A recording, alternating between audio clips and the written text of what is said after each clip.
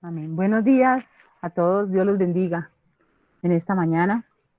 Bueno, eh, la palabra que voy a predicar hoy se llama beneficios salvadores y sanadores en Cristo. Yo quiero que me acompañen en una corta oración para en este momento colocar este mensaje en las manos de Dios. Padre Celestial, gracias por este nuevo día. Gracias porque tu misericordia es nueva cada mañana, Señor. Padre, en esta mañana nos disponemos a estar en tu presencia, Señor. Padre, toca nuestros corazones con tu palabra.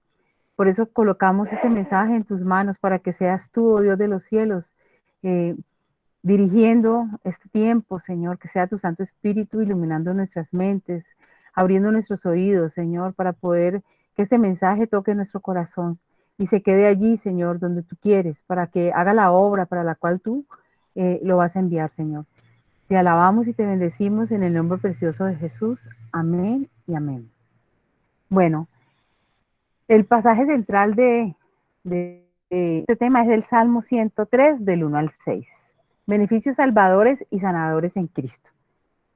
Todo este salmo es una promesa de sanidad y de restauración para todo aquel que vive en comunión con Dios. Muestra todos los beneficios de estar con Dios, de estar con Él.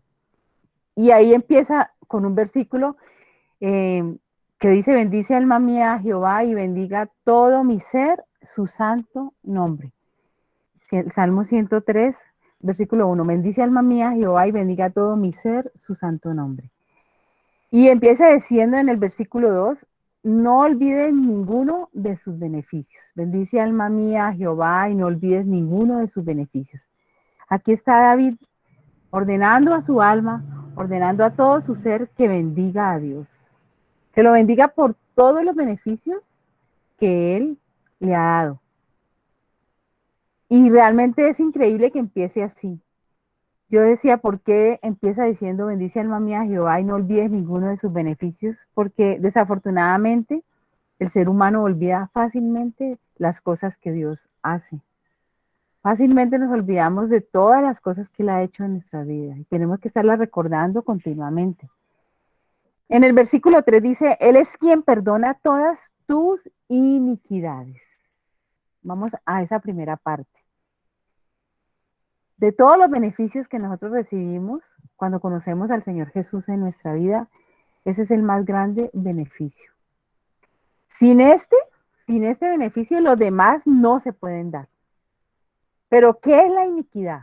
Es la pregunta que tenemos que hacernos en esta mañana. La iniquidad es el resultado espiritual que generamos los seres humanos cuando estamos en conexión con el espíritu de este mundo, que empieza primero con la rebeldía, después da paso al pecado y luego este da luz a la iniquidad. Viene del hebreo Eibon, se escribe Abon, y significa, entre otros, aflicción, maldad, injusticia, vacío, idolatría, etcétera. Hay un vínculo entre la maldad y sus efectos perniciosos. Por eso puede contener ambos niveles de significado. Entonces, la iniquidad es algo que está en el ser humano. En otros términos, también significa lo que Dios creó perfecto se deformó. O sea, Dios nos hizo perfectos al principio de la creación, hizo un hombre perfecto, sin pecado, completo. Pero por causa de la iniquidad, por causa del pecado, todo lo que Dios hizo se deformó en él. Cuando le damos nosotros entonces cabida a la iniquidad, le estamos dando permiso al enemigo para que actúe a través de nosotros. Y esto se da si estamos en conexión con el espíritu del mundo y no en conexión con el Espíritu Santo, que solo puede producir totalmente lo contrario, santidad, amor, paz, todo lo que es Él. Cuando estamos en conexión con el Espíritu Santo somos regenerados, dice la palabra de Dios. Y la palabra regenerar o regeneración se refiere al nuevo nacimiento. Nosotros obtuvimos salvación no porque fuéramos buenos, no porque lo mereciéramos. Nosotros realmente obtuvimos salvación porque en su bondad y en su misericordia Dios nos lavó de nuestros pecados y nos dio una vida por medio del Espíritu Santo. Este primer beneficio puede perdonar el origen de toda deformación. O sea, cuando el Señor perdona todas nuestras iniquidades, empieza a restaurar. Ese origen de toda deformación empieza a desaparecer. Cuando experimentamos el perdón de nuestra iniquidad, entonces Él sana todas nuestras dolencias. Entonces, lo primero que se ve ahí es que Él tiene que traer sanidad al espíritu para poder seguir sanando toda nuestra vida integralmente. Este perdón que dice aquí, este perdón en el hebreo es salash, y jamás se utiliza este término para describir el perdón humano, sino solo el perdón divino. Esa palabra salash, perdona. Él es quien perdona. Él es el salash de todas nuestras iniquidades. Ahora, esto puede explicar la sorpresa de quienes oían a Jesús decir, ¿tus pecados te son perdonados? Vamos al Evangelio de Lucas, capítulo 5, el versículo 20, en primer lugar. Dice, al ver la fe de ellos, le dijo, hombre, tus pecados te son perdonados. Jesús sabía que la sanidad, aquí se está refiriendo a la sanidad del paralítico que metieron por el techo a los amigos que no tenían por dónde entrar, y viendo que Jesús estaba ahí, quería que él fuera sanado. Ellos tenían una fe grandísima. Y lo meten por el techo, y cuando Jesús lo ve, se queda sorprendido de esa fe, ¿no? Pero lo primero que le dice es al hombre, tus pecados te son perdonados. O sea, ellos no esperaban que él empezara así. Jesús sabía que la sanidad del paralítico era secundaria y que lo más importante en ese momento era sanar su espíritu. Por eso, antes de dar la orden para la sanidad física, da la orden para su sanidad espiritual. ¿Qué pasó en ese momento frente a esto? Los escribas reaccionaron de una manera quizás de pronto en contra de Jesús. En primer lugar, porque ellos sabían que el perdón era prerrogativa divina, que cavilaban quién era ese hombre que decía que podía perdonar pecados, como lo dice Lucas 5:21. Dice, entonces los escribas y los fariseos comenzaron a cavilar diciendo, ¿quién es este que habla blasfemias? ¿Quién puede perdonar pecados sino solo Dios? O sea, para ellos era increíble que Jesús, hombre, dijera que él tenía el poder para perdonar pecados. Pero Jesús confirma en ese momento que él no solamente es un hombre, es un Dios perdonador. Y lo demostró perdonando y sanando al paralítico. Si vemos lo que dice Lucas 5, del 22 al 23, dice Jesús entonces, conociendo los pensamientos de ellos, respondiendo les dijo, ¿qué caviláis en vuestros corazones? ¿Qué es más fácil decir? ¿Los pecados te son perdonados? O decir, levántate y anda. Pues para que sepáis que el Hijo del Hombre tiene potestad en la tierra para perdonar pecados, dijo al paralítico, a ti te digo, levántate, toma tu lecho y vete a tu casa. Entonces, lo que más le interesa al Señor Jesucristo es la sanidad espiritual. La sanidad física y todo eso es algo que es secundario. Jesús confirma que es Dios perdonador y que es más importante para él sanar el espíritu. Ahora, él sabe que lo más importante es esto. ¿Por qué? Porque allí se genera la iniquidad. Porque cuando el hombre cayó, su espíritu se deformó totalmente. Allí es donde el pecado deformó al ser humano y lo hizo vil. Cualquier sanidad que nosotros vamos a obtener, primero tiene que empezar por la sanidad espiritual. Y aquí es donde el Señor empieza a actuar.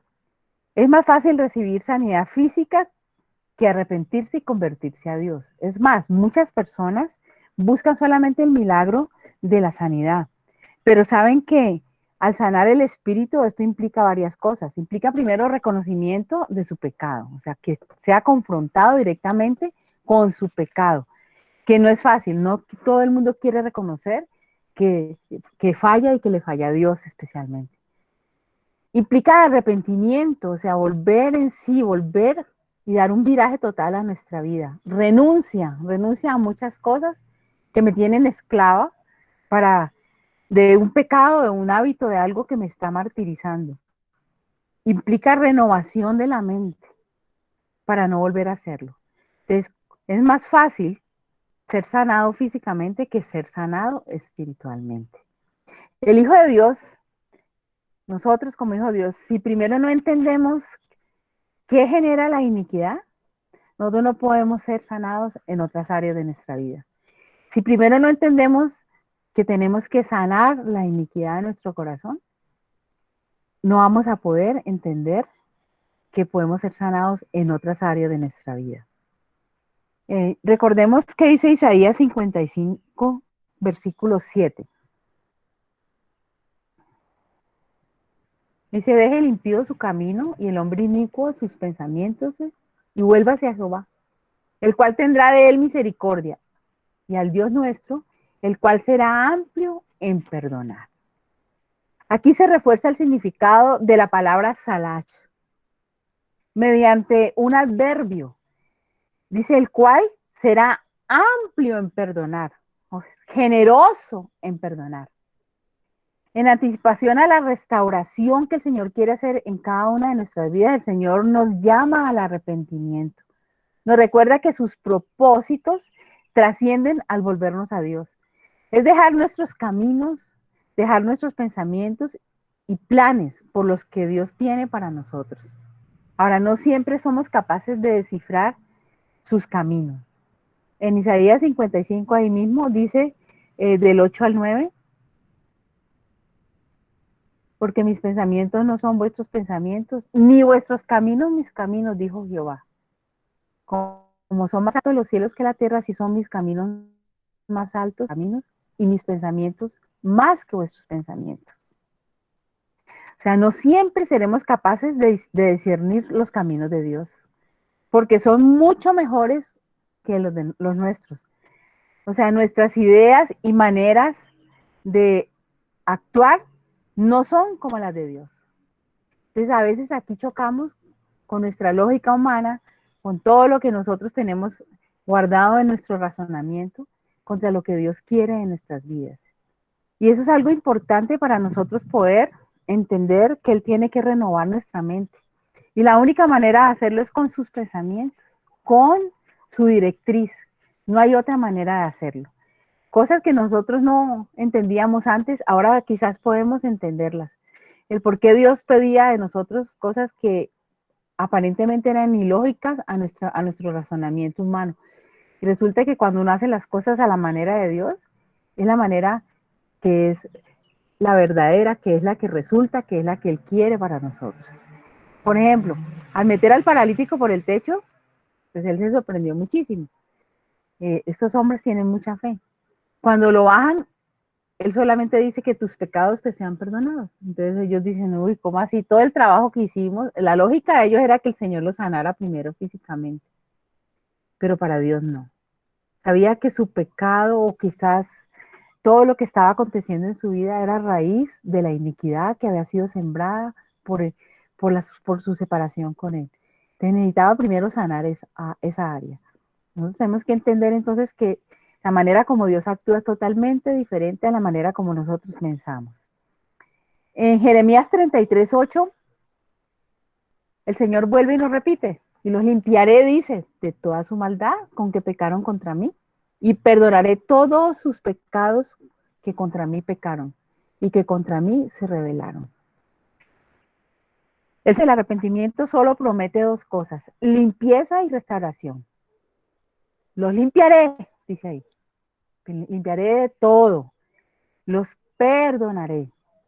Entonces aquí vemos que Dios es un Dios de amor, un Dios que ante un corazón arrepentido actúa poderosamente.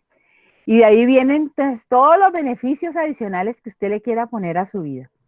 En estas palabras seremos limpiados, seremos sanados, seremos restaurados, seremos regenerados de nuestra condición. Cuando nos dispongamos a dejarnos guiar por el Espíritu Santo, apropiándonos de su poder y renovando nuestra mente con la palabra de Dios. Ahora, todo aquel que ha reconocido a Jesucristo como su único y suficiente Salvador, que es consciente de su iniquidad y se arrepienta, abre las puertas a los beneficios salvadores y sanadores que Él ofrece. Dice en el versículo 3 del Salmo 103, dice, el que sana todas tus dolencias. Ya vimos que Él perdona nuestra iniquidad, pero el que sana todas tus dolencias. O sea, la sanidad aquí prometida no solo es la sanidad de toda enfermedad física, sino la sanidad emocional. Esto encierra enmendar y curar todo lo que ha sido deformado por causa del pecado en nosotros. El Señor no solo perdona nuestra iniquidad, sino que nos sana de todas nuestras dolencias. En ese momento, todas esas heridas que hay en las entrepieles del alma, causadas no solamente por nuestra ausencia de Dios antes de conocerlo, sino todas esas heridas que otras personas nos hicieron, nos dañaron. Todo eso entra ahí. Él sana todas nuestras dolencias. Yo recuerdo cuando conocí a Cristo, yo era una niña. Por mucho tiempo yo tenía miedo, muchos temores, y uno de los temores más grandes que tenía era que yo no podía eh, relacionarme bien con los chicos, con hombres. A mí me daba miedo. Eh, yo no sabía qué estaba pasando en mí. Realmente yo no entendía porque yo solamente abrazaba a mi papá, a a mis hermanos. Eh, pero iba a abrazarme otra persona, un tío, otra persona, y yo como que me resistía, ¿no? A eso, me resistía mucho. En el primer congreso que yo tuve de jóvenes, que estaba muy sardinita, acaba de salir del colegio, yo me fui a ese congreso con una expectación grandísima. Y yo sabía que yo amaba a Dios, o sea, estaba enamoradísima del Señor Jesucristo, estaba en mi primer amor, mejor dicho, veía todos los días misericordia, veía cantidad de cosas, pero había algo en mí que yo no lo entendía, yo no lo conocía. Cuando llegamos a ese congreso, en un tiempo de vigilia, en un tiempo de oración, el Señor empezó a hablar en lenguas y empezó a hablarme específicamente a mí, porque yo estaba al lado de una persona que yo no conocía, era un chico de otro país que estaba en ese congreso también, y cuando él se hizo a mi lado empezó a hablarme a mí, y yo me asusté muchísimo, era la primera vez que yo escuchaba lenguas, pero también me dispuse a que Dios hablara a mi corazón. Y en ese momento en que me empezó a hablar, me decía, perdona, perdona lo que yo ya perdoné, me decía el Señor así. Y yo decía, y en ese momento en que el Señor me decía eso, el Señor empezó a pasar una película de mi vida, donde yo había sido no abusada, pero sí intentaron abusar de mí cuando era una niña de 4 años. Un trabajador de la finca donde nosotros vivíamos con mi papá y mi mamá. Y yo no me acordaba de eso. Sinceramente yo no recordaba eso, pero estaba guardado en mi inconsciente, había un rencor desde niña hacia una persona que ni me acordaba quién era, que estaba intentando hacer daño. Y yo grité y yo empecé a gritar y no sé cómo hice para zafarme. Y, y eso me afectó a mí tanto que lo guardé en el subconsciente. Y solamente el Espíritu Santo empezó a sanar esa dolencia ahí. Cuando yo me sentí liberada, porque yo lloré muchísimo y yo decía, Señor, yo no sabía que yo tenía esto en mi corazón, ese rencor, yo perdoné a esa persona X que no, ni siquiera me acordaba quién era, el Señor sanó mi vida. Desde ese momento es como hubiera quitado algo que estuviera estorbando mi área emocional, de tal manera que yo no podía relacionarme con otras personas ni ser libre frente a otras personas que querían de pronto darme un abrazo sincero, que no era maligno. Todo Dios lo quitó de ahí. Y mire lo que Dios puede hacer. Por eso Él dice que Él sana todas nuestras iniquidades y empieza a sanar todas nuestras dolencias. El Señor llega al fondo de nuestro corazón, llega ahí donde no entra ningún psicólogo, ahí entra el Señor con su palabra, dice como espada cortante de dos filos y parte, dice el alma, y llega hasta los tuétanos y las coyunturas, allí donde nadie puede llegar, llega el Señor. ¿Qué hace Él ahí? Sanidad. Cuando Él me sanó eso, yo me solté tanto espiritualmente que mi crecimiento espiritual se vino, pero digo yo, ahí como un volador en palo, ¿no? Crecí espiritualmente de una manera impresionante, empecé a dar fruto.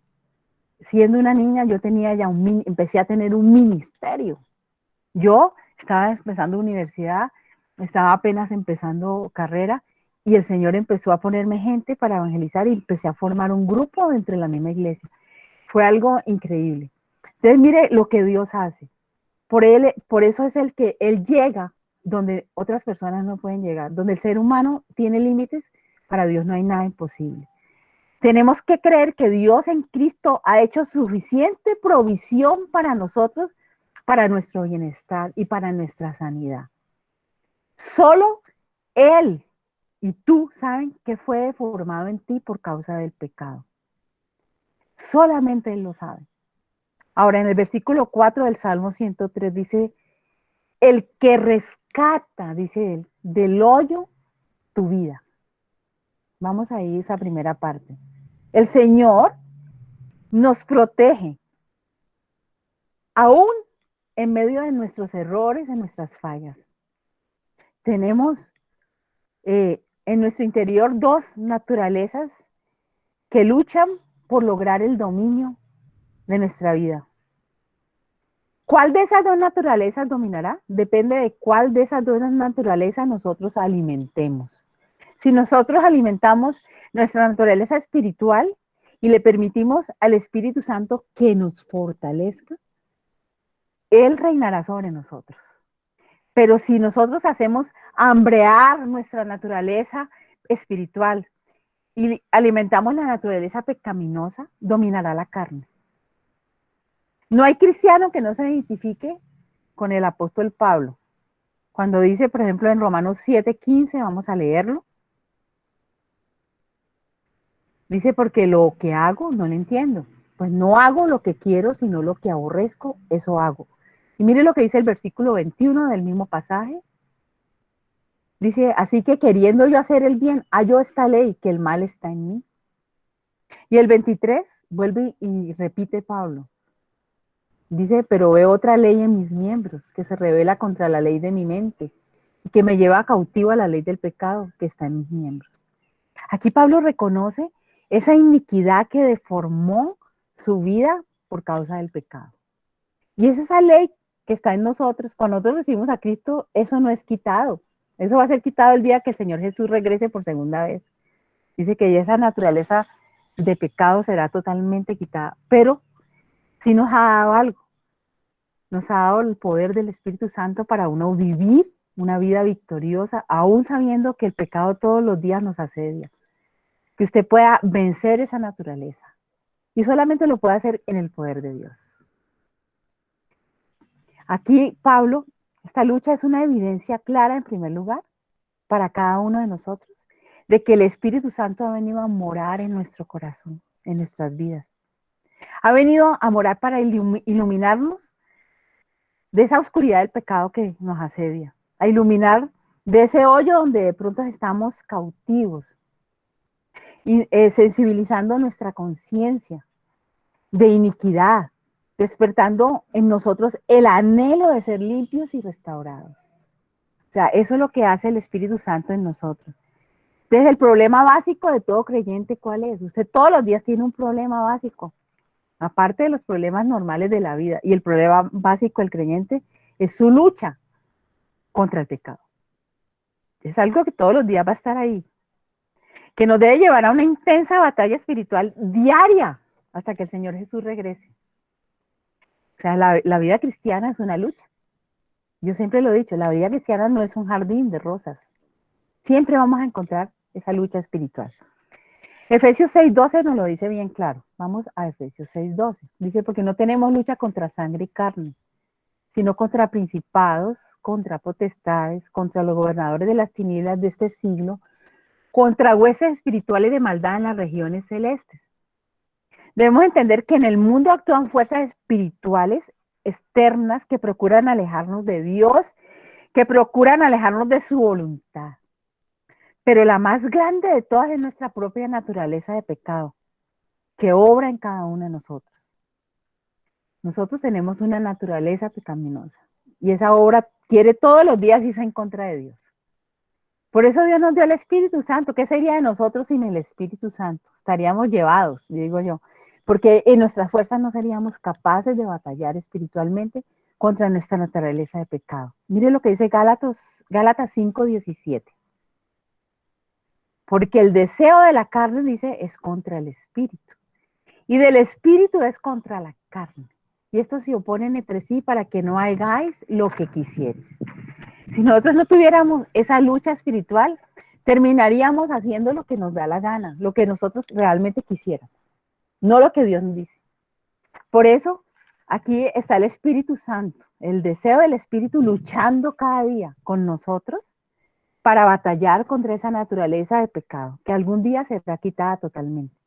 Mientras vivamos en este mundo y mientras estemos en nuestra condición terrenal, tendremos que batallar.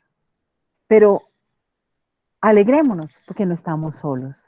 En la batalla más dura que tenemos que librar interiormente, nosotros cuando conocemos a Cristo nos damos cuenta cuán pecadores somos, cuánto necesitamos estar dependiendo todos los días de Él.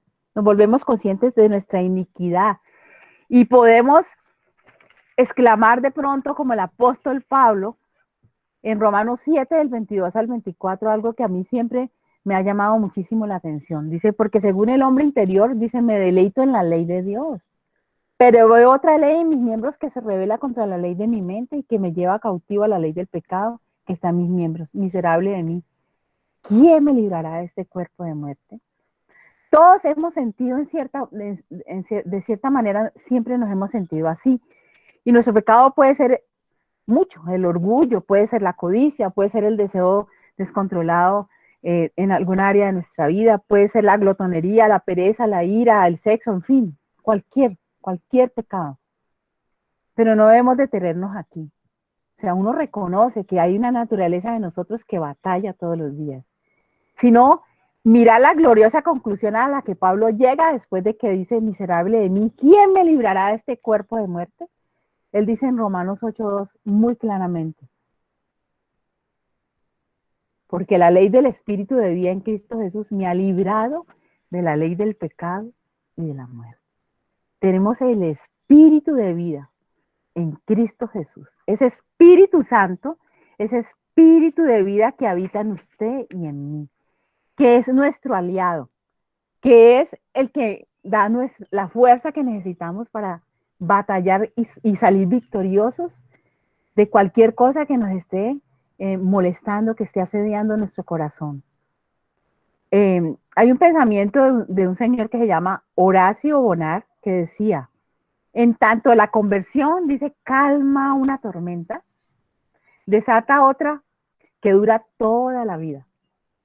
Cuando nosotros recibimos a Cristo, se calma esa tormenta que trae salvación a nuestra vida, que es el que el Señor sana, quita, o sea, perdona nuestra iniquidad, quita el pecado que está en nosotros, o sea, Él limpia nuestra vida de pecado. Pero dice que se desata otra tormenta que dura toda la vida y es esa lucha espiritual, de esa vida espiritual que vive en nosotros, que es el Espíritu de Dios, con nuestra vida carnal, con nuestra vida pecaminosa. Entonces, eso es toda la vida hasta que el Señor regrese, hasta que el Señor ya venga por nosotros y haga nuestra regeneración total, o sea, esa redención total que está prometida en su palabra. Ahora tenemos conciencia de nuestra iniquidad, del pecado, que de pronto ignorábamos tener, pero ahora también ha entrado la vida del Espíritu que nos da el poder para librarnos. Y eso es algo que usted tiene que apropiarse todos los días, saber que tiene a alguien.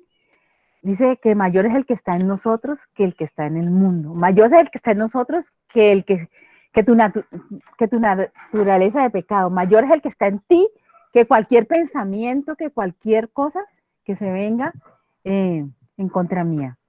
Tenemos entonces la alternativa y la elección de ceder al Espíritu Santo para poder romper nuestros viejos hábitos, para purificar nuestra mente, para limpiarnos, para colocar la meta de ser semejantes a aquel que nos amó y nos perdonó. Por eso debemos santificarnos hasta que Cristo vuelva. Esa es la santificación tiene que ver con eso. O sea, después de entender de que he recibido todo el Señor, que Él perdona mi iniquidad, pero también perdona, sana todas mis dolencias, que Él me rescata del hoyo, que Él en ese momento sana todas mis dolencias espirituales, emocionales y físicas. Tengo que entender que tengo que vivir una vida para Él. No debemos olvidar que seremos tentados hasta el último día de nuestra vida. Pero tenemos al Espíritu Santo allí dándonos la fuerza para resistir. ¿Qué dice Primera de Juan 4:4? Vamos a ver. Hijitos, vosotros sois de Dios y lo habéis vencido. Porque mayor es el que está en vosotros que el que está en el mundo. Qué promesa tan hermosa y qué ternura con la que Dios nos habla a través del apóstol Juan aquí. Vosotros sois de Dios y lo habéis vencido. O sea, nosotros ya somos vencedores. Lo que tenemos es que vivir en ese pensamiento victorioso, de que somos vencedores. Si tenemos comunión diaria con el Espíritu Santo, con Dios nos dará la victoria en cada prueba para vencer la iniquidad. Ahora, vamos al versículo 4 del Salmo 103.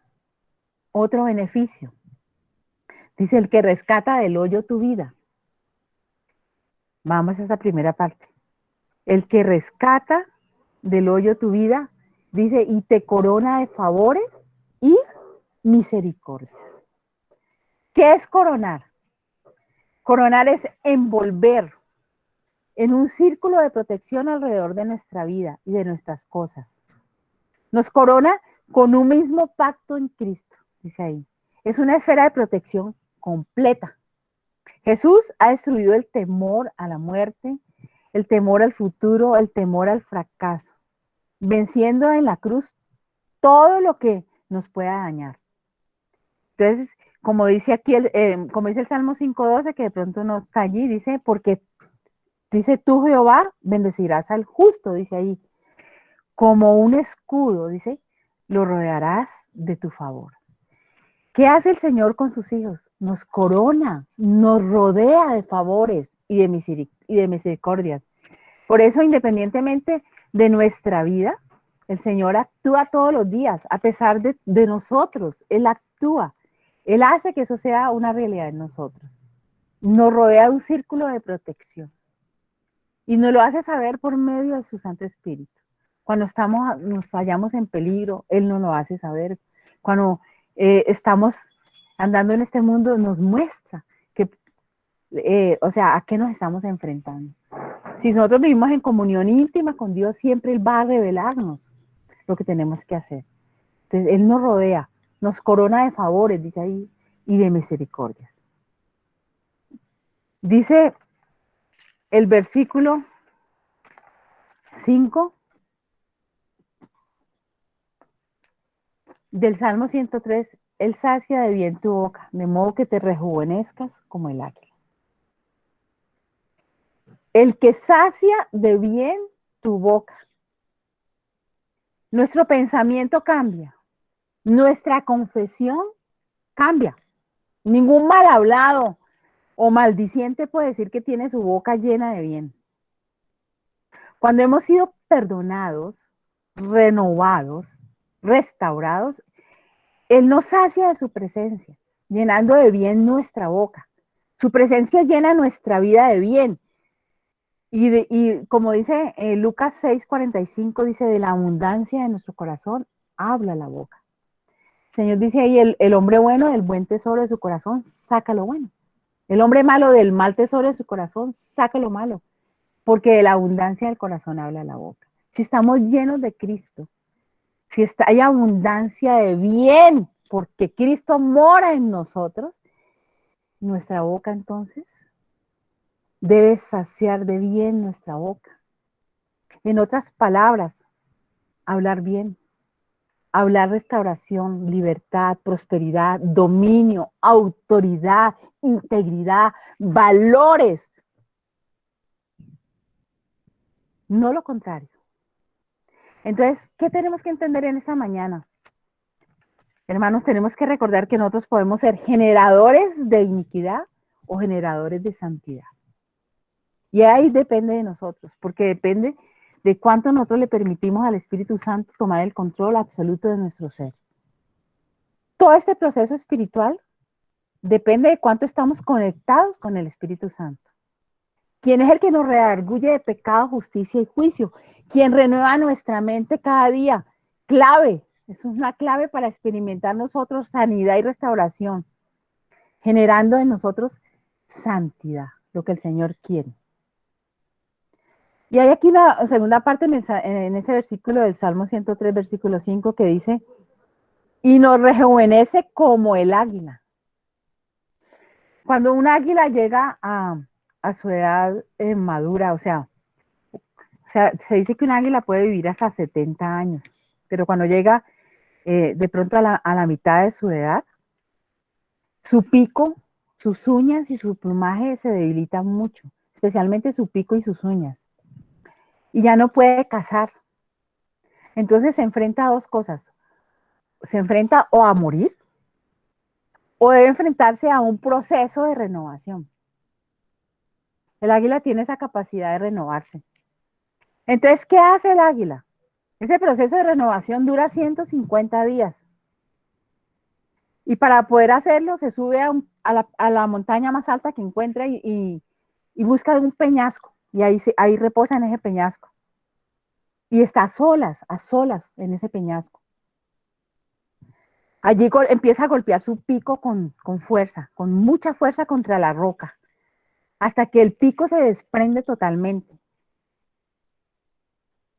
Después tiene que esperar un periodo corto para que su pico vuelva a renacer, o sea, renace un pico nuevo. ¿Qué hace con esa? Empieza a arrancar una a una sus alas, de sus plumas. Queda desplumado, totalmente desvestido de todo.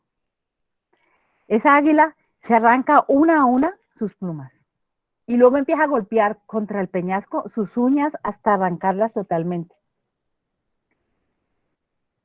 Esto dura 5 largos y dolorosos meses, la renovación del águila. Cuando ya empieza a renovar su plumaje, salen las plumas nuevas y sus uñas nuevas, ya esta águila está lista para vivir su segunda etapa de vida. ¿Y por qué Dios nos compara con o sea, que nos rejuvenezcamos como el águila? Porque igualmente tenemos que hacer nosotros lo mismo. Cuando Cristo llega a nuestra vida, nosotros estamos digamos, en la mitad de la edad de vida, por decir algo. Necesitamos renovarnos. Y tenemos que entender que debemos empezar un sacrificio de renovación y desprendimiento del pasado. Todo eso que nos afea, todo eso aquello que ha dañado nuestra vida, que deformó nuestra vida por causa del pecado, tiene que ser quitado. Pero para hacerlo tenemos que también, primero hacer un alto como el águila y irse a una montaña alta. Nosotros tenemos que ir a la presencia de Dios, encumbrarnos, meternos en esa presencia divina. Ahí en esa presencia de Dios el Señor empieza entonces a moldear nuestro ser. Y quizás es dolorosa ese moldear nuestro ser. Tendrá que a veces usar, como digo yo, el cincel para quitar cosas de nuestra vida que están ahí duras, que se han vuelto como roca en nosotros, para poder él empezar a moldearnos a su antojo. Entonces mire que ese rejuvenecernos como el águila estudie sobre el águila y vea lo que es de doloroso para un animal como esto, renovarse físicamente. El Señor nos manda a renovarnos espiritualmente y es doloroso. Hay que arrancar muchas cosas de nuestra vida que impiden que nosotros seamos totalmente regenerados por Él. Ahora, vamos al versículo 6 del Salmo 103. Dice, Jehová es el que hace justicia y derecho a todos los que padecen violencia. Eso es como una garantía. Y es la garantía de que Él intervendrá.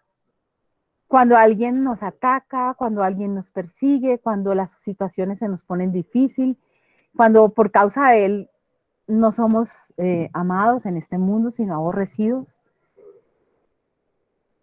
Tenemos que entender que Él tiene el control de todos los sucesos de nuestra vida. Nada se sale de sus manos. Los hijos de Dios hemos sido diseñados por Él y transformados por Él para ser martillo de guerra de Dios. Y yo quiero que vamos a estos dos pasajes que están aquí en Jeremías 23, 29 en primer lugar. Dice, no es mi palabra como fuego, dice Jehová, y como martillo que quebranta la piedra. Y dice Jeremías 51, 20, martillo me soy, dice, y armas de guerra. Y por medio de ti quebrantaré naciones y por medio de ti destruiré reinos. Quizás los debiluchos que éramos, quizás ese aguilucho que no despegaba de la tierra, ahora se ha convertido en algo poderoso para Dios. Nosotros somos, dice allí, martillo, somos armas de guerra. Solo la palabra de Dios nos da el poder para quebrantar todo lo que se alza en contra nuestra y en contra de los que amamos. Tenemos todo su poder y autoridad para restaurar y sanar esta tierra. Tenemos la provisión legítima, espiritual, como hijos de Dios, y es un arsenal de armas espirituales para romper el yugo de iniquidad sobre nuestro mundo, el yugo de iniquidad sobre las personas que amamos. Y solo lo tienen, o sea, solo tienen esto aquellos que caminan en integridad y en comunión con Dios todos los días. El Señor nos llama entonces a generar santidad, no iniquidad. A eso estamos llamados los hijos de Dios, a ser martillo, que seamos armas de guerra espiritual, que quebrantemos naciones por medio de Él, que destruyamos reinos por medio del poder de Dios. Entonces imagínense para todo lo que el Señor, porque todos los beneficios que nos ha dado al conocerlo. Una vida tan completa y llena del Espíritu Santo, que vivamos solo para Él y transformando con su palabra nuestro entorno. O sea, al saber que tenemos todos esos beneficios salvadores y sanadores, porque no solamente produjo salvación, sino sanidad interna en nosotros, por medio de Cristo, por solo el hecho de estar con Él, hará que nosotros podamos cumplir a cabalidad lo que dice el Salmo 103, versículo 1. Bendice alma mía Jehová y bendiga todo mi ser su santo nombre. O sea, es reconocer la grandeza de lo que Dios ha hecho en nuestra vida y rendirnos en adoración en su presencia, porque nos ha dado todo para nosotros vivir santamente y sabiamente. Entonces, aquí es donde nosotros debemos entender eso. Poder decir, bendice alma mía, o sea, toda mi mente, toda mi voluntad, todas mis emociones, bendigan a Dios. Todo mi ser, dice, bendiga su santo nombre. Eso solamente lo hace el creyente que ha entendido todos los beneficios de estar en la presencia de Dios, todo lo que hemos recibido y que están resumidos en el Salmo 101 al 6. Eso se los dejo de tarea para que lo lean, lo relean y vuelvan y mediten en esto que hemos aprendido en esta mañana. Vamos ahí a donde estamos a cerrar nuestros ojos y a orar. Vamos a darle gracias a Dios. Decirle en este momento, Señor, hoy quiero darte gracias. Hoy quiero recordar que le has otorgado a nuestro Señor Jesucristo resucitado una posición superior, un nombre que está sobre todo nombre, Señor. Un nombre ante el cual ha de doblarse toda rodilla en los cielos, en la tierra y aún bajo la tierra, Señor.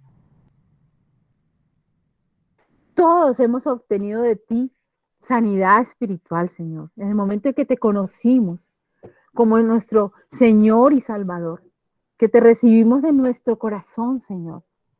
Trajiste a nosotros una vida espiritual.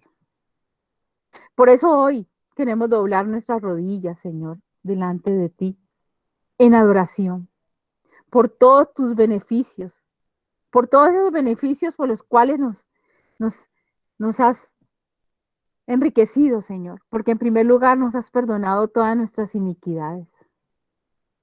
Empezaste a restaurar eso que se había deformado por nuestro pecado, por nuestra ausencia de ti antes de conocerte, Señor. ¿Cuántas áreas de nuestra vida fueron maltratadas por nuestro ego, por nuestra naturaleza de pecado, Señor? Pero hoy que estamos en tus caminos, que hemos conocido de ti, Señor, tú has restaurado esa deformidad por el pecado y nos has dado, oh Dios de los cielos, muchos beneficios porque has sanado todas nuestras dolencias emocionales. Aún sigues actuando en eso, en nuestras vidas.